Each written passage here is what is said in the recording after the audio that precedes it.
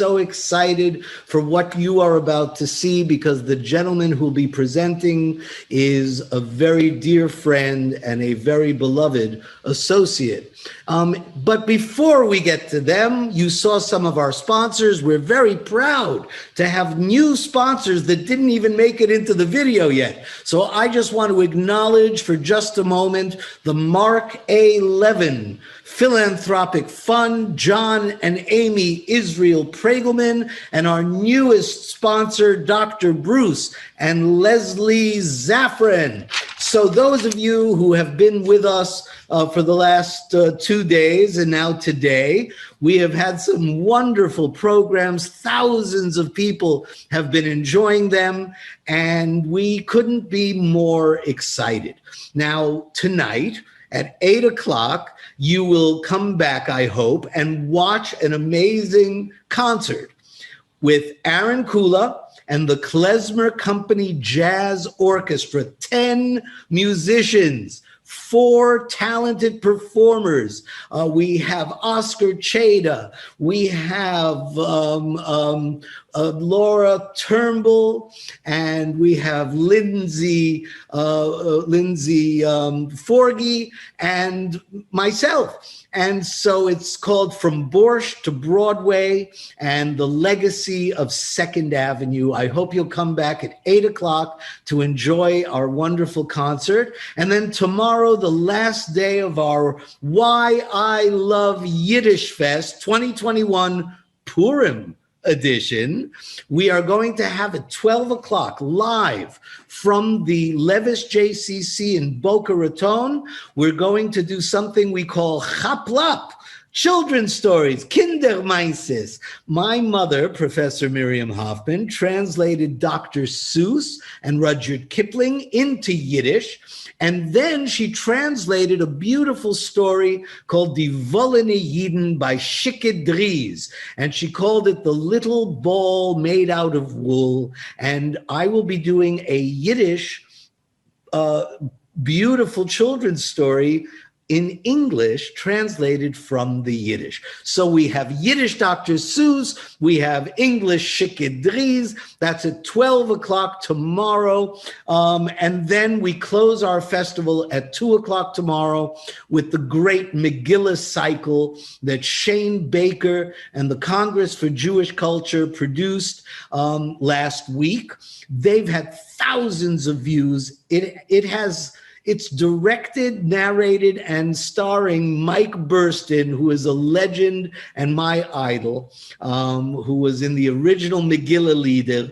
And this is the Megillah cycle by Itzik Manger, which is basically the Megillah leader, but not the version that was on Broadway, the actual Megillah cycle of Itzik Manger, read by some of the most talented people around the world, from Israel, from Europe, from Canada, from New York, from here and there and everywhere. Some of the greatest Yiddish talent in Yiddish with English subtitles. So that's the Megillah cycle tomorrow at 2.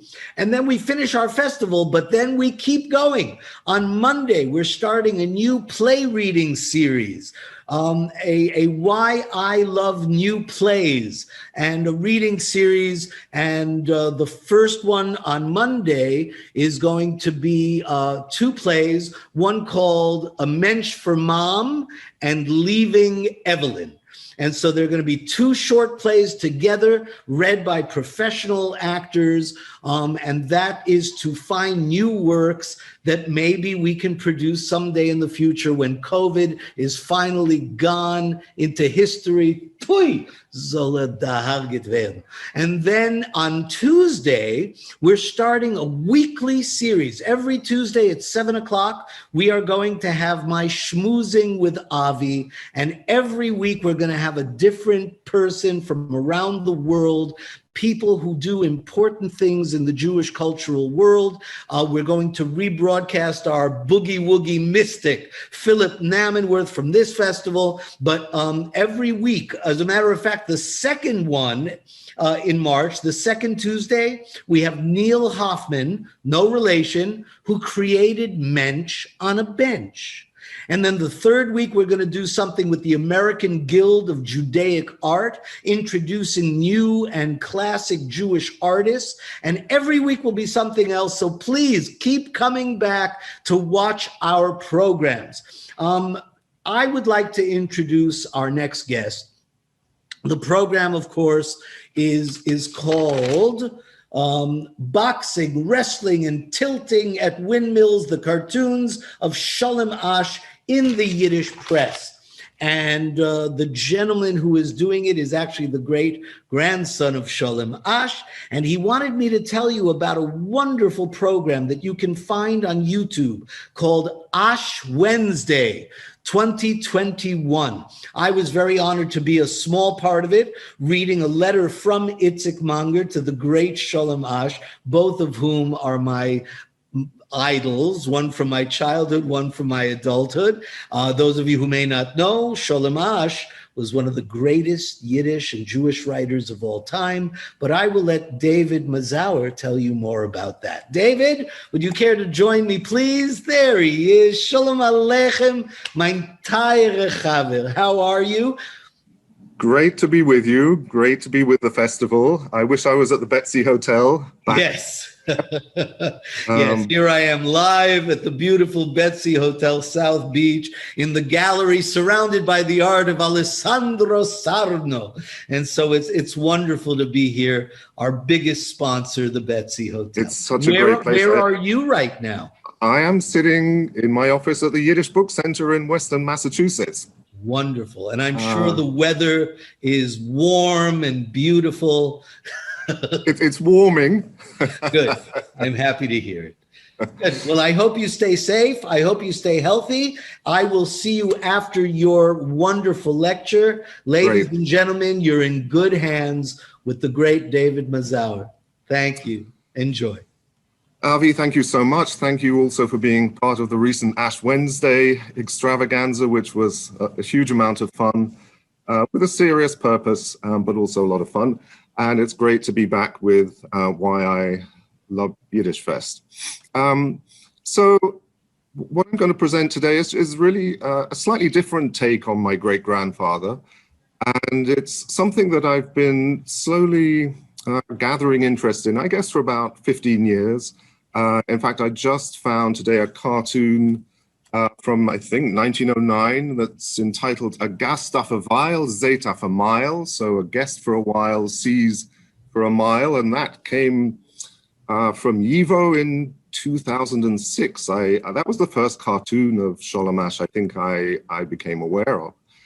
And it sort of opened my eyes to the idea that Asch, as a titanic celebrity, really a towering figure in the Yiddish world from around the turn of the century, 1900, for the next 6 decades, really.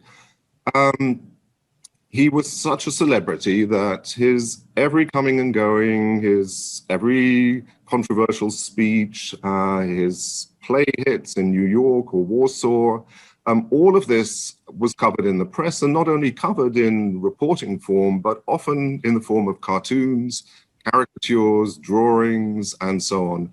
And it gives really a window into the nature of Yiddish celebrity.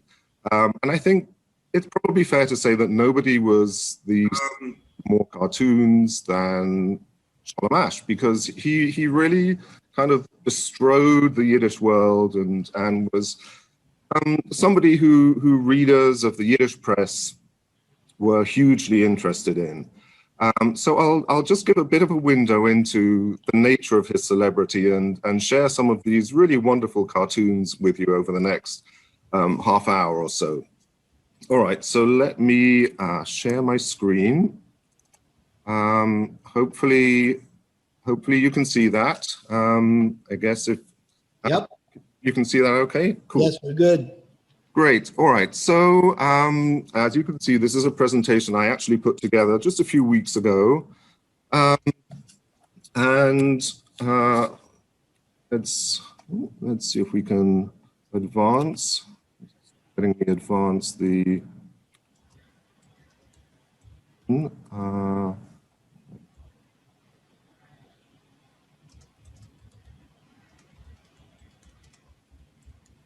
oh. resume share. Okay. All right, PowerPoint can be temperamental, Zoom can be temperamental. So what I'll start with is just a bit of an overview of Asch's biography, expressed through some drawings and photographs, just to sort of set the scene for some of the cartoons. So my great-grandfather was born in Kutner, a shtetl in Poland in 1880. He was destined for a scholarly life. Really, his father hoped that of all his 17 children, his Sholem would be the one who would become the scholar, the rabbi, perhaps.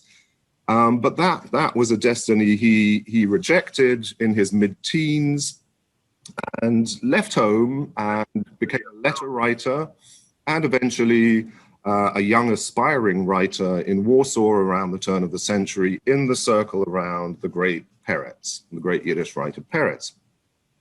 And from then on, he has this extraordinary, really meteoric rise over the next few years, from about 1900 to 1905, 6. And by 1906, which is when this photograph on the right of the screen is taken in London, he is really a young celebrity. And he's in London in 1906 to try and sell his new play, The God of Vengeance, to Jacob P. Adler, who's come from New York to meet him. And Adler doesn't buy the play. That's a whole other story. And by 1908, which is when the cartoon next to it appears in the St. Petersburg Yiddish paper Der Freund, the Friend. Again, he's known in Russia, in Poland, in America by this time for his stories and his early plays. And the Freund is the first and hugely successful daily newspaper in Yiddish. It starts up in 1903, and all the major Yiddish writers, Peretz and Asch and Raisin and David Frishman, and all this kind of Warsaw and Odessa groups are reflected in its pages, serializing stories and novels and so on. So fast forward a couple of decades or so, Asch and his family moved to Paris in 1912, then to America in 1914. That's his first American period, lasts for about 10 years. And the photograph is roughly mid-20s, the mid-1920s. It's a commercial postcard. So there were many commercial postcards of my great-grandfather, but also of other Yiddish writers, sometimes singly, sometimes in groups. People, this was a new thing. Obviously, the sort of heyday of commercial postcards were the 1890s, 1900s, 1910s, and this coincides with the rise of Yiddish celebrity very neatly. And around the same period is the drawing. You can see the mustache and his sort of heavy-set eyes. A wonderful drawing, I think, by Menachem Birnbaum. If some of you know the history of the Chernovitz Conference, this 1908 Yiddish conference that discussed the status of the Yiddish language, that was organized by Birnbaum's father, Nathan Birnbaum, or Birnbaum. And he had 3 extraordinarily talented sons. One became a linguist, and 2 became artists, Uriel and this guy, Menachem. And their milieu is Vienna and Berlin, German art of the early 20th century. They're multi-talented in commercial art, in fine art, in book illustration and book design and portraiture. So this is mid-20s. And then Asch is continually drawn, painted, sculpted, often by his friends, his close friends. So the cartoon here is from the mid-30s by a young artist from Lemberg, Lviv. And the sculpture is by Jacob Epstein from the mid-50s. So by this time, Asch has moved back to Europe in the mid-20s. He lived in France until the outbreak of the war, came back to America, was in America from 1939 through till the early 50s, partly in Miami Beach, close to where you are, Avi, in the early 50s. And then finally, rejecting America, he moved first to London to live with my grandmother, and then built a small house in Bat Yam, south of Tel Aviv, which is now a really beautiful museum. As and when we're all able to travel, and if you're in Israel, look up the Sholem Asch House Museum. It's full of beautiful paintings, his library, and they've done a really lovely job recently of renovating it. Okay, so that's just to sort of frame his life for some of the cartoons we're going to see.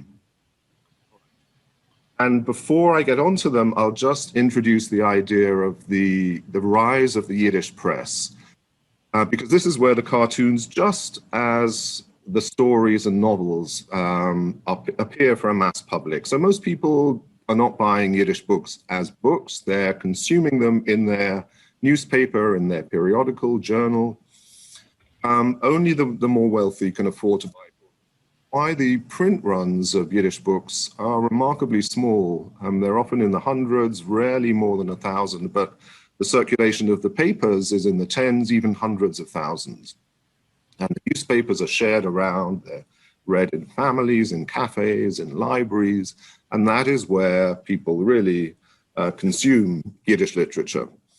And the growth of the Yiddish press is a transatlantic phenomenon. It really happens pretty much simultaneously in America and in Europe, and especially in New York and especially in Warsaw. So here you have the satirical paper, Der große Kundus, the big stick, which is actually a kind of international editorial collaborative effort. One of the founders is a humorist called Der Tunkeler, Josef Tunkel, whose career sort of flips between New York and Poland. And on the other side, you can see the Heint, one of the two big, heavy-hitting Warsaw Yiddish dailies that get going around 1910 and become very quickly extremely popular. Their circulation is up towards 100,000 pretty quickly. The große Kundus is a lesser circulation, but it was very, very popular because it's a wildly kind of barbed satirical journal that pulls in a lot of the best comic writers and artists, and it's packed with cartoons. Each issue is maybe 30 pages or so, and they have front page cartoons, often featuring world politics, and studded with cartoons inside. Okay, so moving on to the cartoons, I'll set the scene for the first one with a few of the personalities you'll see in the graphic. So here we have, in the middle, Hillel Zeitlin, with this extraordinarily long beard he always sported. Zeitlin ran a salon in Warsaw in the 1900s, and around that time, had two sons who both became very prominent, noted Yiddish writers. And his rival salon, and somewhat better known, was a salon of Peretz, the guy with the bushy mustache and this sort of very firm gaze that Peretz often has in photographs. And Peretz's home in the center of Warsaw was where my great-grandfather knocked on the door around the late months of 1899 and became adopted and part of this circle of young writers who would turn up once a week in Peretz's home. They would sing Hasidic songs. That was something Peretz was very fond of. They would read their work, gossip about literary politics. And it was a very practical place as well, because Peretz had sort of entrees to newspapers and magazines, and he would, if he liked a writer's work, he would ensure that some of his friends were made aware of them and their stories, and that's what happened with my great-grandfather. And then on the right is Herschel Nomberg, this sort of rather kind of pale, wan, dreamy look in his eyes. Nomberg was, I think, slightly older than my great-grandfather, but they were sort of young, aspiring writers together in the early 1900s, extremely poor. They would sit in cafes for hours at a time and until they made their sort of breakthrough. And then Nomberg also becomes very well known. So that leads to this rather wonderful cartoon that appears, I think, around 1908 in Warsaw from the satirical press or publishing house. And the title, Mashiach ist schon gekommen, the Messiah is here, the Messiah is among us. And what is happening in this cartoon? It's quoting from Isaiah, quote about, the wolf shall lie down with the lamb, and that's what's happening on the left of the cartoon. I'm just going to find the quote here. The wolf shall dwell with the lamb, and the leopard shall lie down with the kid and the calf and the young lion and the fatling together, and a little child shall lead them. And the little child leading them is Nomberg, who was always this. He wasn't a controversialist. He was very, very well liked. The big beast is Peretz, the lion. And then you have a variety of other, second from left is Zeitlin, who we saw earlier in the center of that previous image with the beard. And on the right of the picture is my great-grandfather, Sholem Asch, with this sort of mop of curly hair. And he has his arms around a guy called David Frishman, who has this sort of snake's tail snaking out from behind him. And why are they in that guise? Because this is just after Asch's sensational play, The God of Vengeance, premiered in 1907, first in Berlin, then in St. Petersburg, and eventually late in 1907 in New York. And it's an immediate sensation. This play is set in a brothel in Poland, featuring 3 prostitutes in the brothel downstairs and this sort of pure virginal teenage daughter who the parents are desperate to marry off and sort of achieve respectability in that way. And if you've seen Indecent, based on a lot of the events surrounding God of Vengeance, Paula Vogel's play, you'll know some of the action. Anyway, it was hugely controversial, and the subject of a hilarious satirical parody by David Frishman, the guy that Asch has his arms around. Frishman, an older, better-known Hebrew and Yiddish writer, penned this parody called God of Mercy, which features a pair of young male yeshiva bocher lovers rather than the lesbian lovers of God of Vengeance. It's very funny. It's a sort of one-act skit. It was, if you want to see some extracts of it, look up Ash Wednesday on YouTube, because we world premiered it a few weeks ago. It's hilarious. So, all these sort of topical rivalries and competitive parodies and so on were the subject of cartoons, and people would have immediately understood what was going on here and a lot of the interactions that it satirized. So these cartoons are very cute, very, very brilliant in my view. I mean, they are beautifully drawn, they are topical, they draw on, in this case, biblical quotes. All the Hebrew quotes are drawn from that Isaiah few verses, and they reflect and sum up the rivalrous literary politics of the emerging modern Yiddish world in Warsaw really beautifully. It's all there in this drawing. Okay. A lot of these come from this sort of period, these early years. This is a cartoon from the Große Kundus, the big stick that we saw the front page of earlier. So much going on in this cartoon.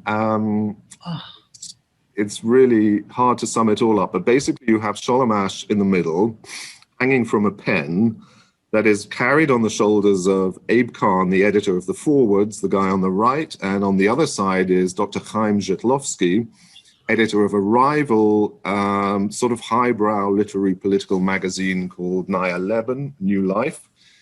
And they are rivals, Asch and Żytlowski, and there's a lot of back and forth between them, backbiting, gossip. Żytlowski thought that Kahn had dumbed down the Forwards in this really unforgivable way. Kahn accused Żytlowski constantly of being this highbrow elitist who couldn't reach the masses, and yet here they are, forced to carry Asch, who has been, it's not quite clear, has he been kidnapped? It's not totally clear what's going on, but basically they're both complaining about the fact they have to carry this heavy burden. Asch says, Ich bin ein Literat, I'm a literary person, zugebunden zu der Feder, I'm bound to my pen. Ich will nicht wissen von eurer Politikers. I don't want anything to do with your politics. So, you know, it's really kind of delightful. And on the side, I don't know if you can see. Yeah.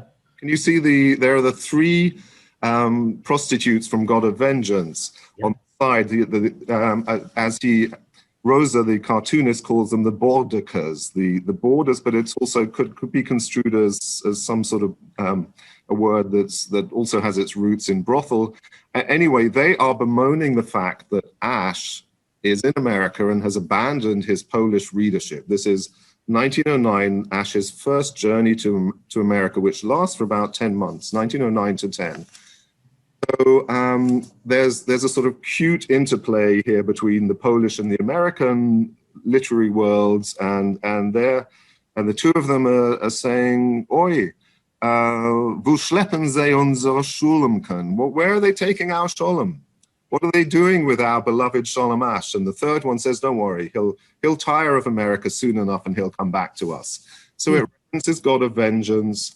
It references the literary politics between Abe Khan of the Forwards and Zhitlowsky, and Asch is there in the middle.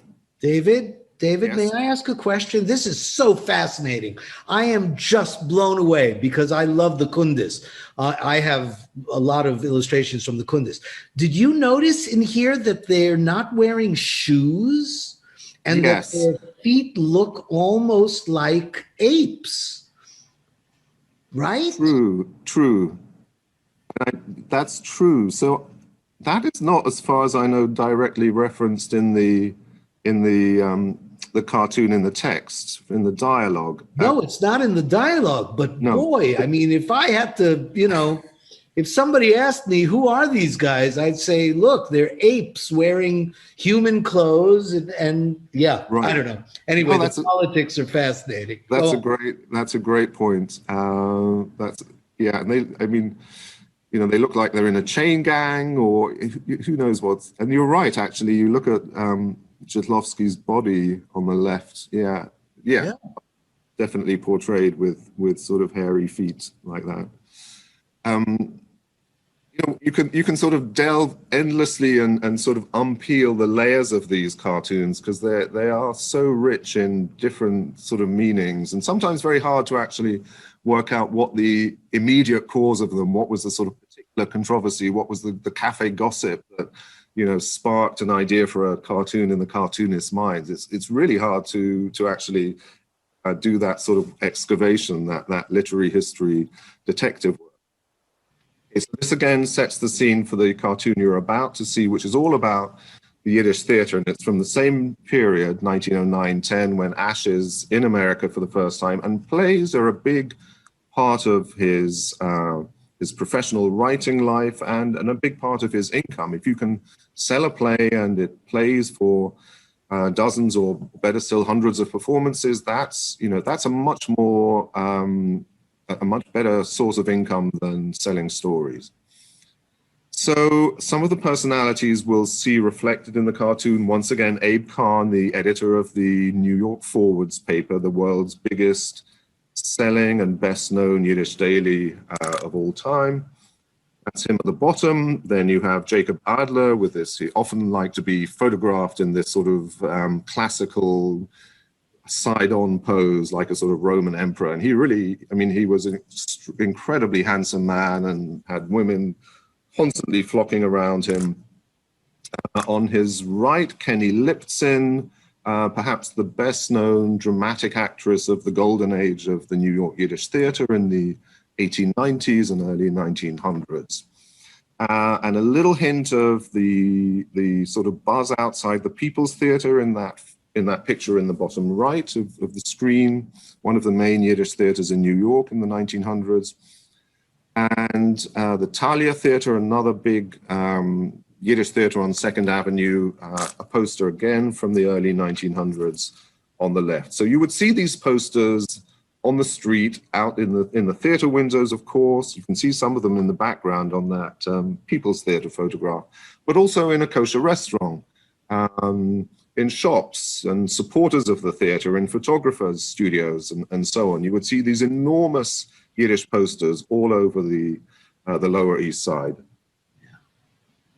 So these are some of the personalities that we're going to see reflected in this, again, this really glorious cartoon from 1910. And the title of the cartoon is Der Grüne Don Quixote, the Greenhorn Don Quixote, or the new, Greenhorn being a newly arrived immigrant.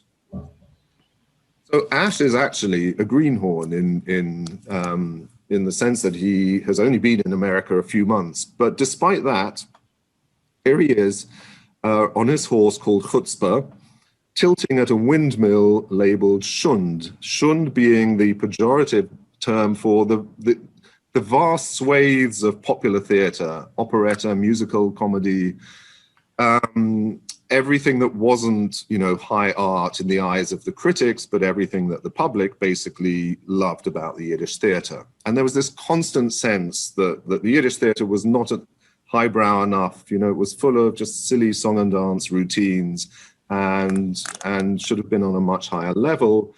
But that is not what the public wanted. So around January, February 1910, Asch campaigns for a Yiddish art theater in New York, a theater dedicated to the new repertoire that he and his associates, Peretz Hirschbein, and others are writing, and that would put aside the musical comedy and operetta and melodrama. And of course, it's a completely quixotic idea. It's never going to succeed, certainly not in the sort of economy of the Yiddish theater of that time. So he is unsuccessfully tilting at the windmills of popular theater with his sidekick, Abe Kahn, as Sancho Panza on his donkey entitled Bintel, this famous Bintel brief column in the forwards, sort of pack of letters.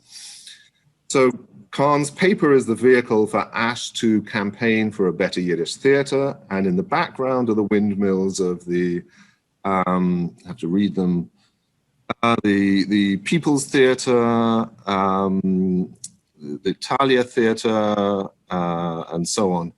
And Asch's shield has the word self-respect, Selbstanerkennung, written on it. So this is a campaign for the self-respect of Yiddish culture and the Yiddish theater, which is, as the cartoonist suggests, doomed to failure. It's glorious, beautifully expressed. Oh, just brilliant. Yeah, it's so inventive, so clever, so witty, so topical. All right. So moving on, again, just quickly setting the scene for what's to come. A group of writers in the middle called Die Junge, the young ones. Joseph Opatoshu on the bottom, Yud Schwartz, the poet. In the middle is David Ignatov, Moshe Leib Halperin, top right, and a couple of others. So they were this kind of upstart circle of young writers, poets for the most part, who emerge around 1907-8 in New York. They're all recent immigrants, young recent immigrants from Eastern Europe. To the left, a minor writer called Joseph Bank, and on the right, a writer called Meir Blinken, who is the great-grandfather of America's new Secretary of State, Antony Blinken, also a Yiddish writer. So with that information, here's the cartoon from around 1910-11, and it features a sort of minor fringe group of Die Junge. They weren't even the central writers, these guys standing up, having their shoes shined by the likes of Mendel and Moiches Forum, Sholem Aleichem, Yehoyash, Peretz, Sholem Asch, and so on. And the title, Unsere junge Zutzikes denken als die Alte, darfen bei sie die Stiefel putzen. Was denkt ihr? Our young sort of sweeties is very dismissive. Our young cuties think that the old ones should shine their boots. What do you think? It's pretty obvious what you think and everybody thinks. that they were not kind of, especially this group who are really not particularly well-known guys. They are not fit to displace the alter, the old guys. And that's Sholem Asch on the far right there. All right. A sort of rather sweet cartoon, a sort of lyrical cartoon, again from the Big Stick, the Große Kundus from 1915. This one drawn by Shoel Raskin, who was again, brilliantly all-round illustrator, painter, prominent cartoonist, a writer on Jewish art in the Yiddish press. And it's a monument, you know, it's Raskin's fantasy monument to the author of the Shtetl, Asch's famously lyrical novella, the Shtetl, that he wrote in 1905, that sort of bathed the world of the Shtetl in this kind of romantic, idyllic aura, in sharp contrast to what a lot of other writers were writing, which was a sort of a place of primitivism and mud and backwardness. That's not how Asch saw it, at least in that novella. And so the title is Sholem Asch der Mann, was hat mit dem Spitz von sein Feder, with the tip of his pen, has penetrated to the very heart of the Shtetl, right? Mm. Okay. So it's a sort of different kind of cartoon, respectful, rather beautiful, and there is a Shtetl scene at the top. This I'm just going to keep a little eye on the time. This is a sort of very, very kind of insider cartoon from 1915 that satirizes an event that Asch was supposed to turn up in New York, but actually sort of bowed out of in very flowery terms with a letter in the foreword saying, "I'm so sorry, I had to be fundraising for war victims in Toronto." And according to the Kundus, he wasn't even in Toronto, so why wasn't he at the event?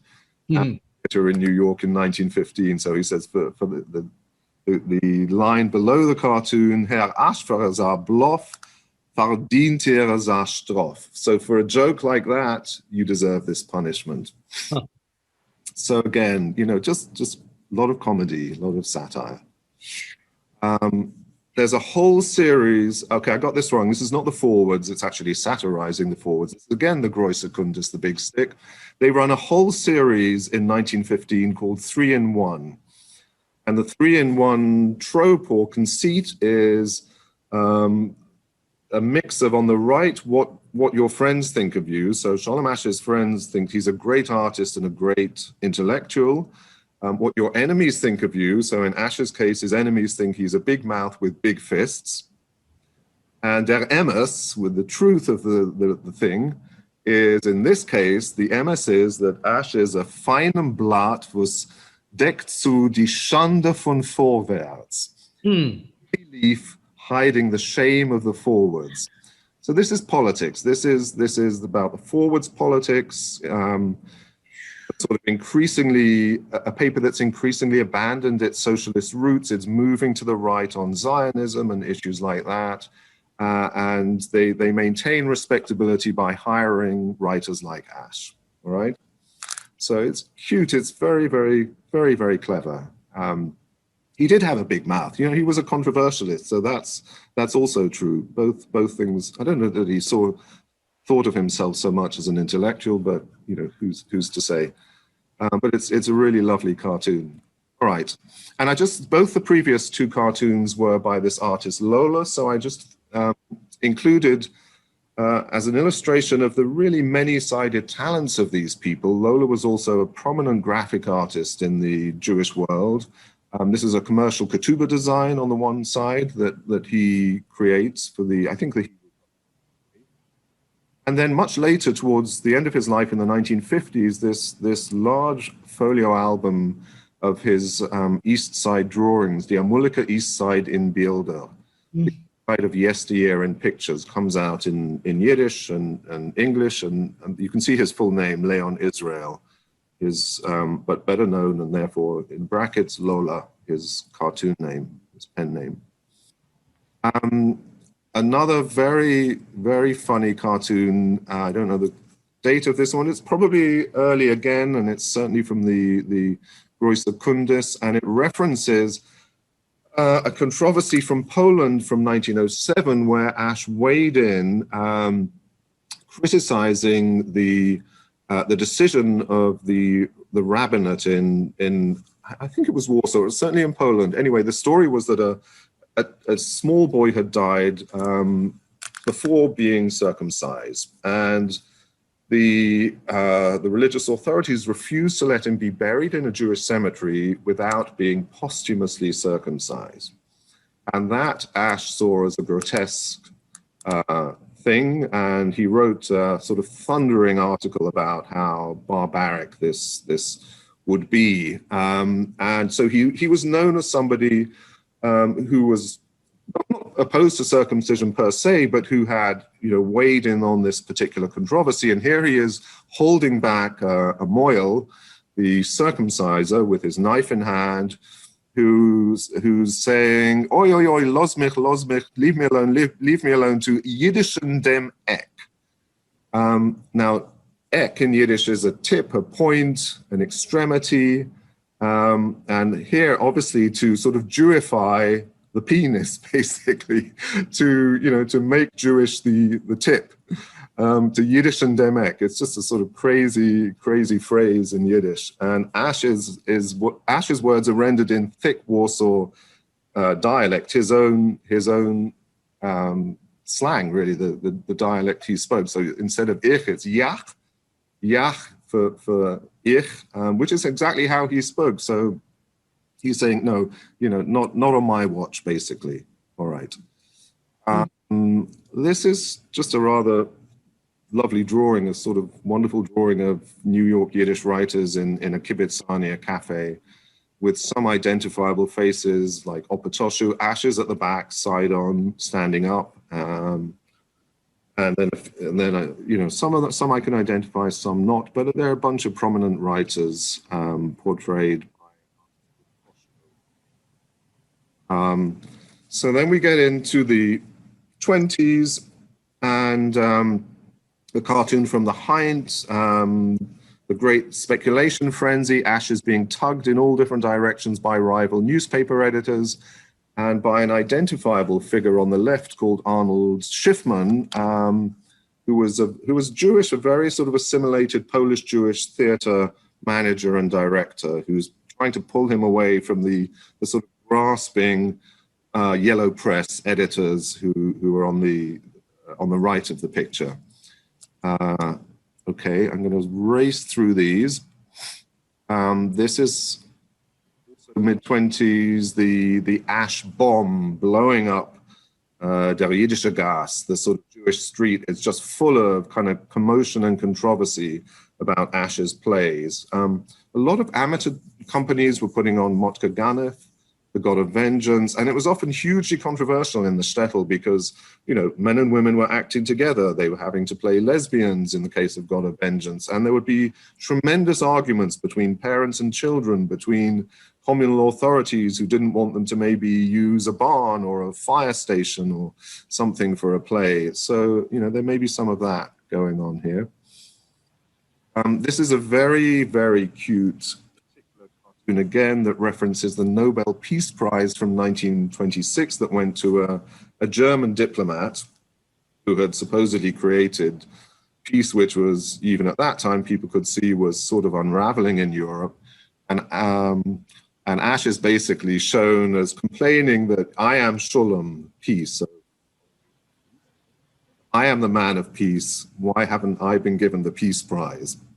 Very, very witty cartoon. This one from another Polish satirical paper satirizes his attempt to sort of play both sides in terms of Polish politics. So a lover in love on two fronts. He's presenting bouquets to the Heint newspaper and also the Volkszeitung, so the Zionists and the Bundists. And really shown, trying to sort of please everybody in terms of not wanting to come down firmly on the side of either the Bund or the Zionist parties in Poland, which is true. He had a lot of sympathy for both groups. friends among both groups and never wholeheartedly identified with either one. This is, Asch the Strongman by the wonderful Yitzchok Breuner, an artist from Lodz, Yiddish group in Lodz in the 20s. And this is a Yiddish theater, satirical cartoon again from Poland with again about the Shund, the popular theater. That's the Shund tree, tethering the woman representing Yiddish theater, who Asch, wearing a magnet entitled Business and Pjessen Plays, is trying to pull this popular theater, over to his side, away from the side of Shund, and it's very, very cutely written. She is shown saying, "Oi, Sholem Asch, für euch bin ich bereit zu gehen auf Kiddush Hashem." For you, I'll commit martyrdom in the holy name. But Kiddush Hashem is also one of Asch's most, at that point, very, very popular plays that runs for hundreds of performances in a Yiddish theater. So again, it's a play on words. It's an insider sort of Yiddish theater cartoon. It's very, very funny. Also by Lola. Right. This is the Polish strongman Pilsudski, Marshal Pilsudski, being greeted by Jews in Poland. And that's by way of background for this cartoon from the Soviet Yiddish paper, Der MS, Truth, that shows Asch, that you can see the front page, and then I picked out the detail. And Asch is shown as coming down from Mount Sinai being Pilsudski's boot. And so he's sort of worshipping at the shrine of Pilsudski, trying to appease the powers in Poland. And of course, Pilsudski, in terms of the Soviet communist politics, was a kind of fascist and a far right figure who they loathed. So that's that. These are a group of Bundists throwing out the Sholem Asch pen and saying, "Out with Sholem Asch, no more Sholem Asch." Again, referencing Polish politics of the interwar years, which was very, very, especially between Bundists and Zionists, about the Jewish future in Poland. And this is a scene from a wonderful recent production by the Kammery Theatre in Tel Aviv, adapted version of Asch's God of Vengeance. By way of introduction to the final cartoon here, which is 1930, which is Asch's 50th year. It's also his 30th Jubilee year as a writer. And here, the critic, the bowing figure on the left, titled The Critic, is ushering in Sholem Asch, accompanied by a woman who is labeled Yiddish Literatur, Yiddish literature, entering the Weltliche Literaturpalaz, the palace of secular or world literature, having come down this winding path from the Heiske, the Heisel, which is a little hut, a cottage, but also a brothel. So it cutely references God of Vengeance, and it's a cartoon in honor of his 50th birthday. So there, I think we'll end, and these are just some of the people who helped me gather these cartoons together in the course of their own research, really. And there are no doubt dozens more to be found in the future. But just a hint there of Asch's celebrity as reflected through the popular press. And there we go. So Avi. Wow. I'll stop sharing my screen. There we go. Wow. First of all, I am so blown away by all this, because I'm not certainly a maven or an expert in any of this, but no.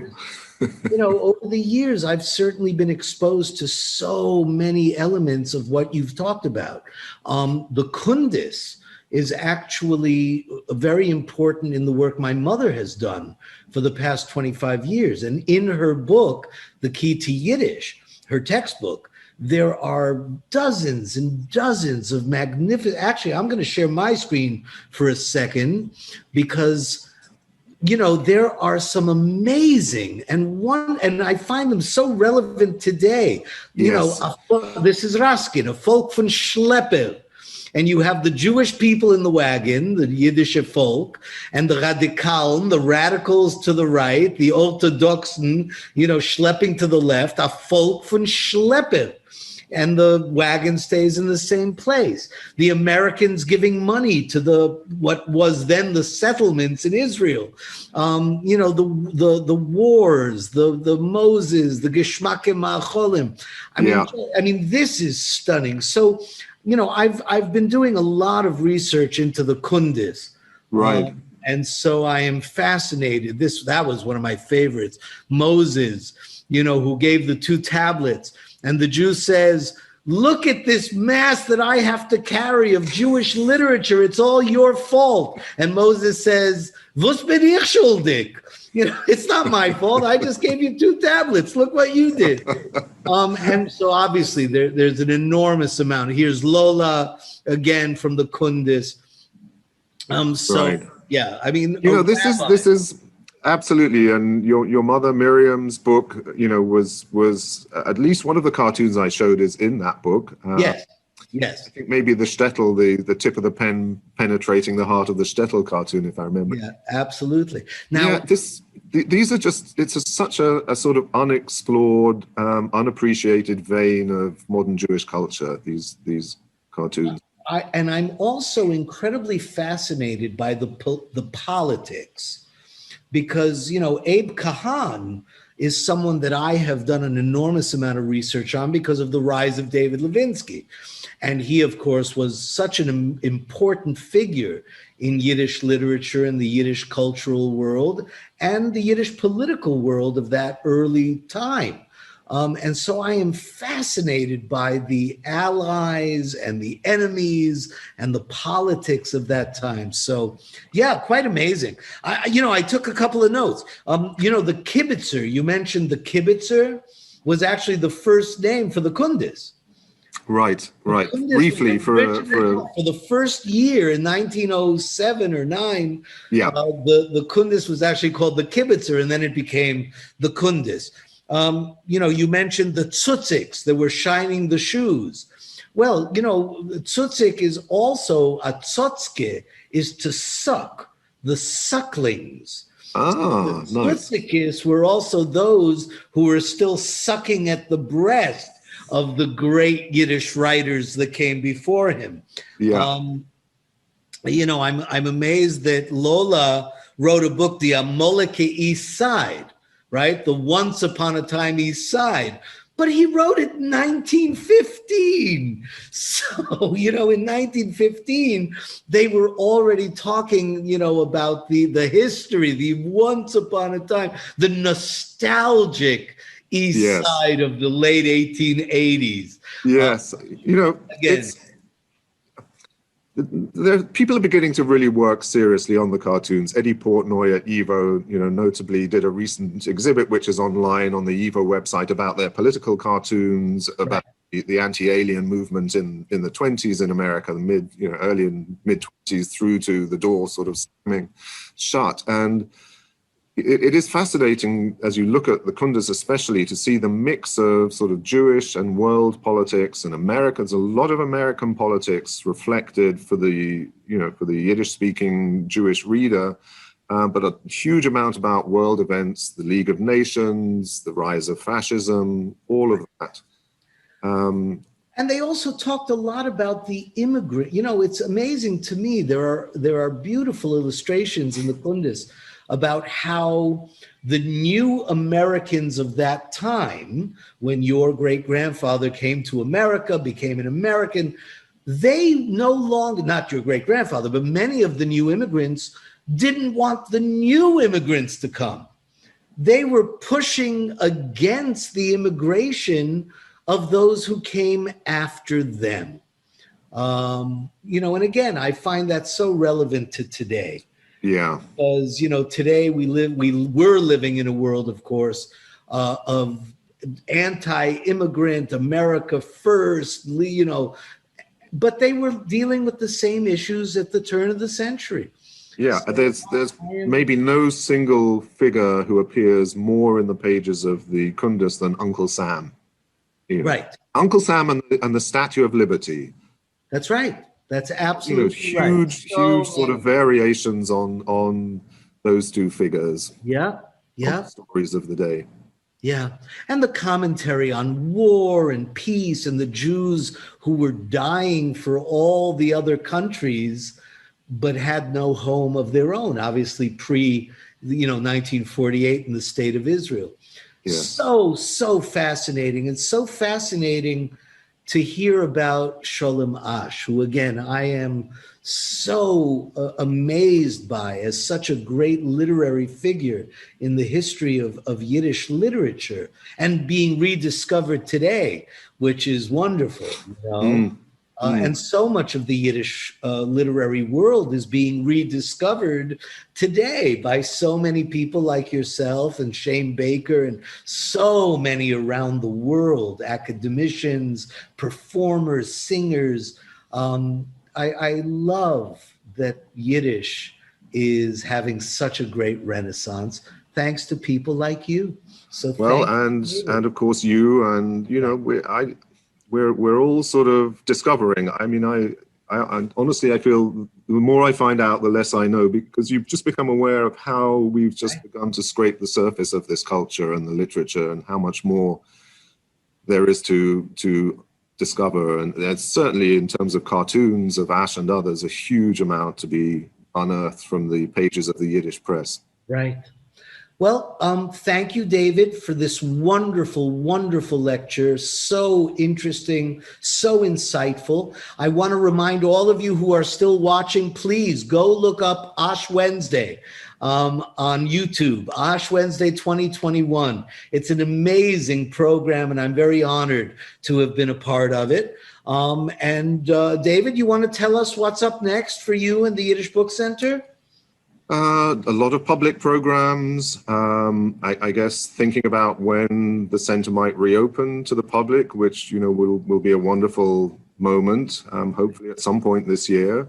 A lot of different courses for translators, for students, all the programs that are online at the moment. We're adding new books to the digital library all the time. We just added all of Chaim Grada's, or the majority of Chaim Grada's novels and stories to the free to view, download digital library. So tremendous amount of activity here. Just wonderful. Thank you.